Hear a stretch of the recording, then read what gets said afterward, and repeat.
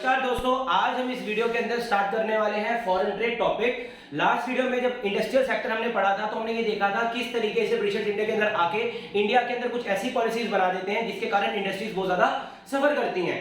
अब हम इस वीडियो में फॉरेन ट्रेड के बारे में पढ़ेंगे। नाउ इस टॉपिक का असलियत में मीनिंग है क्या?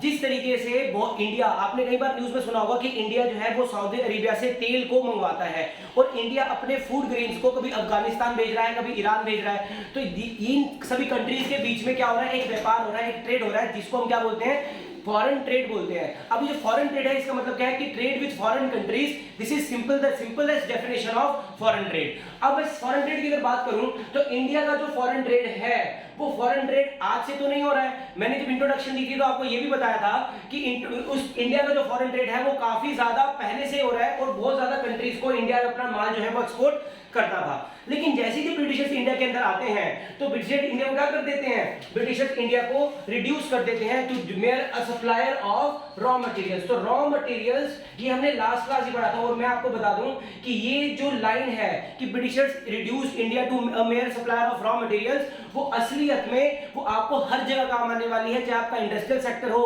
चाहे आपका एग्रीकल्चर सेक्टर हो, चाहे आपका कोई इंट्रोडक्टिव पार्ट हो, तो आपको वहां पे ये जो लाइन मैं बोल रहा हूं, it is a kind of gem, मतलब it is a gem of this chapter कि britishers reduced India to mere a supplier of raw materials and a importer of finish products. मतलब रॉ मटेरियल्स इंडिया से कहां जा रहे हैं? Britain में जा रहे हैं। ठीक है जी, ब्रिटेन में जा रहे हैं और इसके जो फिनिश प्रोडक्ट्स, यहां से जो फिनिश प्रोडक्ट्स बन रहे हैं वो फिनिश प्रोडक्ट्स बनके कहां पे आ रहे हैं? दोबारा से इंडिया के अंदर आ रहे हैं। तो इसका मतलब क्या हुआ कि यहां पे ब्रिटिशर जो है वो दबा के एक्सपोर्ट करेंगे, मतलब वो बहुत ज्यादा एक्सपोर्ट कर रहे हैं अब रॉ मटेरियल्स। कहां पे? ब्रिटेन में। अब देखो सिंपल सी बात है कि यहां का जो ब्रिटिशर जब ये इंपोर्ट कर रहे हैं, यहां पे इसको एक्सपोर्ट कर रहे हैं यहां पे ब्रिटेन को, तो यहां का जो पैसा है वो इंडिया के पास आना चाहिए। अगर इंडिया में ऐसी कोई गवर्नमेंट होती जो कि इस पैसे को यूटिलाइज ढंग से करती इंडिया के लिए, तो हालांकि ये पैसा इंडिया को अमीर, रिच और बहुत ज्यादा रिच बना देता।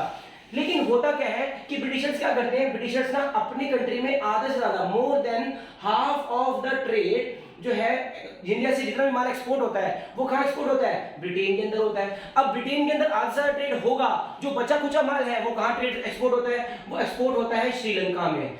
श्रीलंका में एक्सपोर्ट होता है। दूसरा क्या आपके पास? श्रीलंका के बाद अगर आप देखोगे तो पर्शिया, पर्शिया के अंदर, पर्शिया मतलब आज का अगर मैं पर्शिया की बात करूं, ठीक है, तो पर्शिया आपको कहां मिलेगा? पर्शिया को आप ईरान भी बोल सकते हो। इसके बाद इंडिया कहां एक्सपोर्ट करता है? चाइना के साथ इंडिया के बहुत अच्छे रिलेशन होते हैं in terms of foreign trade. तो फॉरेन ट्रेड इंडिया चाइना के साथ बहुत ही बेहतरीन तरीके से कर रहा होता है। हालांकि सबसे ज्यादा प्रॉब्लम वाली बात ये होती है कि ये जो हाफ ऑफ द ट्रेड होता है ना, ये more than half of the trade जो ब्रिटेन के साथ हो रहा होता है, उससे इंडिया को कोई फायदा होता ही नहीं है। अब इंडिया को उससे कोई फायदा नहीं होगा, मतलब उससे ज्यादा कोई इनकम जनरेट होगी नहीं। जो भी इनकम आएगी वो ब्रिटेन के पास जाएगी, या फिर मतलब ये बोल सकते हो कि इंडिया से जो माल जा रहा है और ब्रिटेन का कंट्रोल इंडिया पे है, तो वो पैसा भी तो ब्रिटिश लोगों के पास जा रहा है ना। तो ब्रिटिश क्या कर रहे हैं? उस पैसे का गलत इस्तेमाल कर रहे हैं, जिसको मैं बोलूं कि भाई ड्रेन ऑफ वेल्थ कर रहे हैं, इंडिया का ड्रेन ऑफ वेल्थ कर रहे हैं। ठीक है जी, ड्रेन ऑफ वेल्थ का मतलब क्या है आपके पास कि इंडिया से कमाया गया पैसा वो कहीं ना कहीं अपनी वॉर्स को, मतलब वॉर्स मतलब क्या होता है? जंग। जैसे फॉर एग्जांपल आपने पढ़ा होगा हिस्ट्री के अंदर कि first world war, second world war, ऐसे बहुत सारी वॉर जो है उसको फंड करने के लिए जो इंडिया है, इंडिया का पैसा यूटिलाइज हो रहा है ब्रिटिशर्स के द्वारा। दूसरी बात क्या है? इसी ड्रेन ऑफ वेल्थ में अगर आप मैं बात करूं तो भाई वो अपने पैसे को ब्रिटिश गवर्नमेंट को भेज रहे हैं। क्यों भेज रहे हैं गवर्नमेंट को? ताकि ब्रिटेन और ज्यादा स्ट्रांग हो पाए। तो इंडिया का जो पैसा है वो कहां जा रहा है? वो ब्रिटेन के अंदर जा रहा है। तो आप मेरी बात को ध्यान से समझे कि भाई एक तो आपके पास पॉइंट हो गया क्या? Drain of wealth. दूसरा क्या हो गया कि एक तो इंडिया को इन्होंने क्या बना दिया था? सिर्फ और सिर्फ एक्सपोर्टर बना दिया था, एक्सपोर्टर। ठीक है जी, एक्सपोर्टर ऑफ रॉ मटेरियल्स। ठीक है जी, अब India exporter of raw materials बन जाता है। इसके बाद क्या होता है कि इंडिया जो है, इंडिया के ऊपर ब्रिटेन की मोनोपोलिस्टिक पॉलिसीज काम में आती हैं। ब्रिटेन अपनी मोनोपोली इंडिया के ऊपर इस तरीके से चलाता है कि आधे से ज्यादा ट्रेड जो है वो इंडिया का ब्रिटेन के साथ ही होता है। अब इस पे topping to the cake, topping on the cake आप ये भी समझ सकते हो कि यहाँ पे ये ना सुइज कैनाल, जिसे कहते हैं ना सुएज कैनाल, ये एक आर्टिफिशियल कैनाल है जो कि 1869 में ब्रिटिशर्स के द्वारा बनाई गई, वर्ल्ड ने एग्री किया, और ये जो सुएज कैनाल है वो बनाई गई, जिसके कारण इंडिया का जो, अगर आप अपनी बुक में एनसीईआरटी में देखेंगे तो आपको ये वहां पे मैं फोटो भी डाल दूंगा सुएज कैनाल की, तो आपको ये पता चलेगा कि जो सुएज कैनाल है, ये सुएज कैनाल एक शॉर्टकट प्रोवाइड करती है ब्रिटेन को अपने माल को ले जाने के लिए। कहां? ब्रिटेन। ये जिससे क्या होता है कि जो ट्रेड है इंडिया और ब्रिटेन के बीच वो और ही ज्यादा इंटेंसिफाई हो जाता है। अब यहाँ पे साइकोलॉजी समझो ब्रिटिशर्स की, कि भाई पर्शिया इंडिया के पास है, श्रीलंका इंडिया के पास है, चाइना इंडिया के पास है, लेकिन आधे से ज्यादा माल इंडिया कहां ट्रेड कर रहा है? वो ट्रेड कर रहा है ब्रिटेन को। अगर इंडिया माल ब्रिटेन को ट्रेड करेगा तो ब्रिटेन और वो इंडिया वाले, वो जो ब्रिटेन वाले हैं वो ही इंडिया के ऊपर आके अपने सत्ता जमा के बैठे हुए हैं।